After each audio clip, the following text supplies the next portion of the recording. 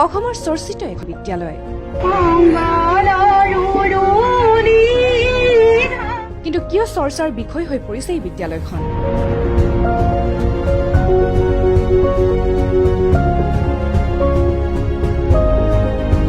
হয়, আমি গোলাঘাট জিলাৰ কমাৰবন্ধাত অৱস্থিত কমাৰবন্ধা বালিকা নিম্ন বুনিয়াদী বিদ্যালয়খনৰ কথা ক'ব খুজিছো।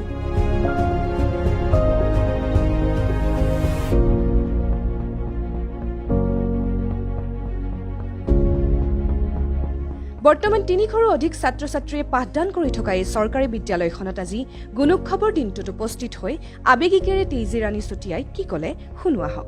এগৰাকী ছাত্ৰীয়ে যি বক্তৃতা আগবঢ়ালে তাততো কোনো সন্দেহে নাই, আপোনালোকেও নিশ্চয় দেখিছে।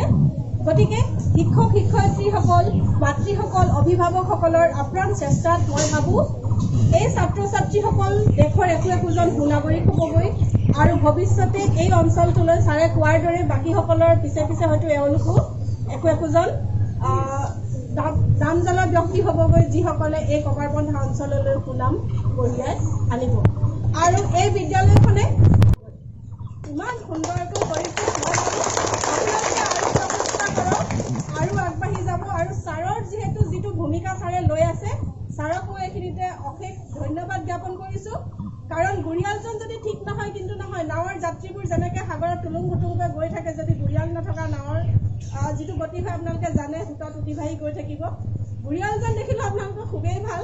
গতিকে আপোনালোকক নিশ্চয় আপোনালোকৰ লক্ষ্যস্থানত উপনীত হোৱাত সহায় কৰিব। ভাল লাগিছে সোমাই পেলাই, মই মানে ইটো সিটোকে চায়েই আছোঁ। গতিকে মোৰ ক'বলৈ ভাষাই নাই। মানে আপোনালোকে দেখিছোঁ এতিয়া মাতৃগোটৰ হওক বা সকলোৰে চাগে ইয়াত কোঅপাৰেশ্যন খুব ভাল, সেইকাৰণে হয়তো ল'ৰা ছোৱালীবোৰ আগবাঢ়ি গৈছে। অভিভাৱকসকলেও চাগে চেষ্টা কৰে যথেষ্ট। গতিকে মই ভাবোঁ সদায় এই চেষ্টা অব্যাহত ৰাখিব। ছাৰেও এই প্ৰচেষ্টা কৰি যাব আৰু বিদ্যালয়খনক অসমৰ নালাগে ভাৰতৰ ভিতৰতে জিলিকাবলৈ ছাৰ চেষ্টা কৰিব।